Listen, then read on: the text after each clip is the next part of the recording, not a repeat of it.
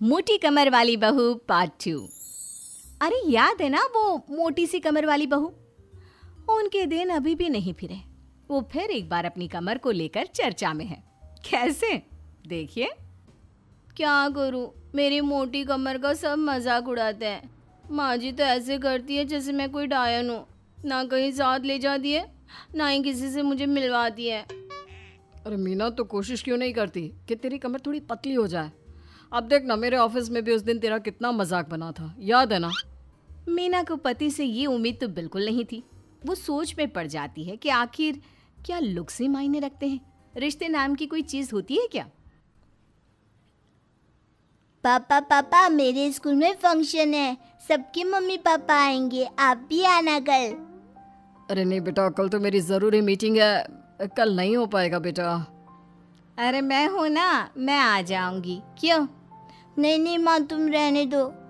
तुम्हारे लिए तो दो दो चेयर लगाने पड़ जाते हैं और ऊपर से सब तुम्हारा मजाक बनाते हैं। ना बाबा ना, मेरे स्कूल में तो आना ही मत। मीना का दिल तो ये सोचकर और छोटा हो जाता है। वो किचन में जाती है और खाना बनाने लग जाती है। खाना बनाते बनाते उसे मुन्ने के जोर से रोने की आवाज आती है। अरे क्या हो गया मेरे बेटे को? मेरा बच्चा गिर गया है। कितनी बार कहा है कि भागा दौड़ी ना किया कर। मीना जल्दी से बच्चे को उठाती है, उसे कमरे में ले जाती है और सुला देती है। माँ, कल मैं गिर गया था तो किसी ने मुझे नहीं उठाया, सब मुझे डांट रहे थे, लेकिन तुमने मुझे उठाकर यहाँ बेड पर लिटाया। और रात भर तेरी कमर में मालिश भी करती रही। तभी तो मैं आज स्कूल के फंक्शन में जा रहा हूँ, नहीं तो कैसे जाता। अच्छा माँ, मैं जा रहा हूँ। बेटा स्कूल चला जाता है। उधर सास, बहू वो क्या है ना, आज मैंने घर में कीर्तन रखा है। तेरी कमर के कारण मैंने सबको बोल दिया है कि तू मायके गई है। तू जानती है ना कैसे तेरा मजाक बनाते हैं सभी। बहू कुछ नहीं कहती। पर माँ जी, कीर्तन में बैठने का तो मेरा भी मन था। हाँ तो किसी और शहर चली जाना जहाँ तुझे कोई जानता ना हो। वहीं किसी मंदिर में बैठ कर ले लेना हरि का नाम अच्छा जा, जल्दी से काम पर लग जा। मीना को सास की बात पर रोना आता है, लेकिन देखिए किया भी क्या जा सकता है। हमारे यहाँ तो ये रिवाज है ना, जिसका चेहरा अच्छा वो राजा, नहीं तो सब रंग। घर में औरतें आने लगती है, सब एक एक कर कीर्तन में बैठ जाती हैं। अरे मुन्ना जा, तो किचन में मैंने प्रसाद बना कर रखा है, ले आ। अरे क्या क्या कर लेती हो बहन जी, एक तुम्हारी बहू है बस कमर का कमरा बनाए बैठी है। ये नहीं कि ससुराल में रहकर काम काज निपटाए, जब देखो तब मायके की हवा खाने पहुंची रहती है। तभी दूसरी कहती है, मैंने तो घर में मना कर दिया था कि कोई खाना नहीं खाना, बहन जी के घर कीर्तन है, मैं सबका खाना लेकर आऊंगी। लेकिन यहाँ तो लग रहा है कि प्रसाद के भी लाले पड़े हैं। अरे कर देना पागलों वाली बात, खाना भी बना कर रखा है मैंने। अरे कमला, जा जाकर कीर्तन के बाद जो मैंने खाना बनाया है ना, सबको लगा देना अरे बहू से ज्यादा तो आपके साथ ये कमला ही रहती है। हाँ तो क्या अब नौकरानी से करवा दी थी बेटे की शादी कमला किचन में जाती है, जहाँ बेचारी मीना पसीने से तर खाना पीना और किचन के काम में लगी होती है। कैसी हो भाभी, ऐसी सास के साथ कैसे गुजारा कर रही हो? पता है बाहर कह रही है कि सारा खाना और प्रसाद उन्होंने बनाए हैं। अरे कोई बात नहीं ना कमला, वो क्या है ना, मेरी कमर मोटी है, इसलिए वो मुझे किसी के सामने नहीं ले जा सकती हैं।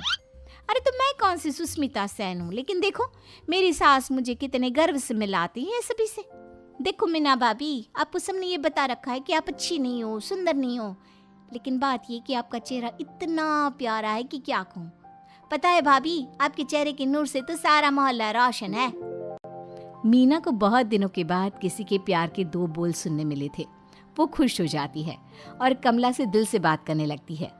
पता है कमला, जब मैं कॉलेज में थी ना, तो एक बार मेरी तस्वीर अखबार में छपी थी। मैं फूलों की प्रदर्शनी देखने गई थी, तो वहाँ किसी ने फूल के साथ मेरी फोटो खींची थी और लिखा था फूल से भी सुंदर।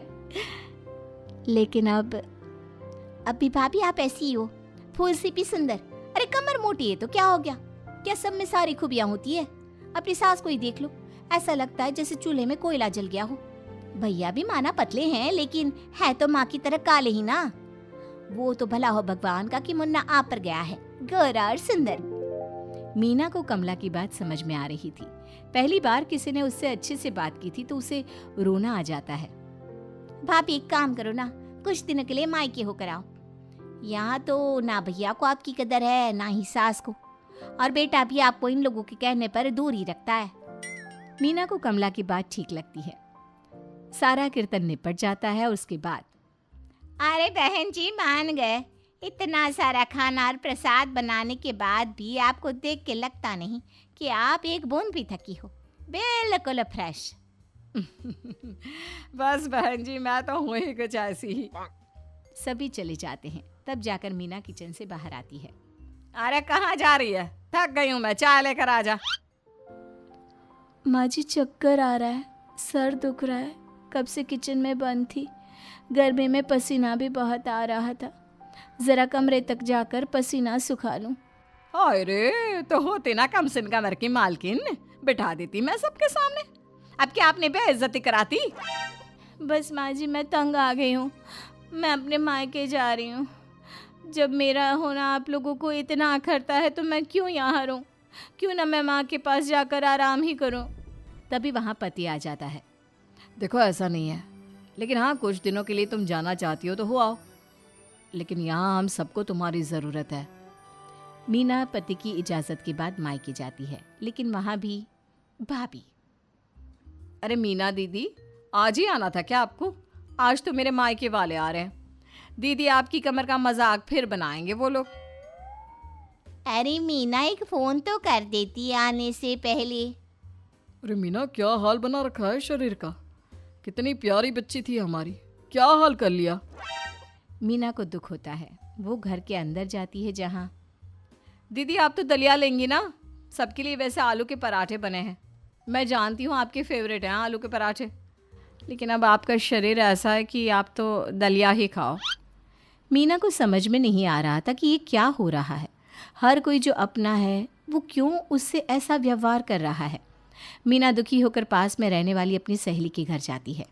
सहेली का पति बोल पड़ता है, अरे ये कौन है, कौन है ये? मुझे इसी की तो तलाश थी। मीना उसके पति के इस तरह के रिएक्शन से परेशान होकर वापस जा रही होती है कि अरे मीना बिना मिले ही जा रही हो? ये तुम्हारे पति है ना, ऐसे कैसे चिल्ला रहे हैं मुझे देखकर। पता नहीं क्यों जी, मेरी सहेली को देखकर क्यों चिल्ला रहे हो? अरे रीना मेरी फिल्म की हीरोइन मिल गई, यही तो है वो लड़की, प्यारी सी सुंदर सी मोटी कमर वाली। अरे हाँ, मीना तो बिल्कुल उस लड़की जैसी है जो आपकी फिल्म की कहानी है। ये क्या बोले जा रहे हो तुम लोग? मीना मेरे पति बहुत बड़ी फिल्म के डायरेक्टर है, पता है ना तुम्हें?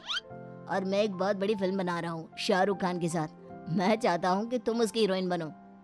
हाँ मीना हाँ, प्लीज ना मत कहना, और इसके लिए तुम्हें करोड़ों रुपए भी मिलेंगे।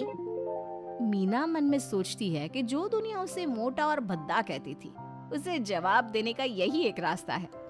मीना फिल्म में काम करने के लिए हाँ कर देती है और फिर सारे शहर में मीना की फोटो शाहरुख खान के साथ लग जाती है।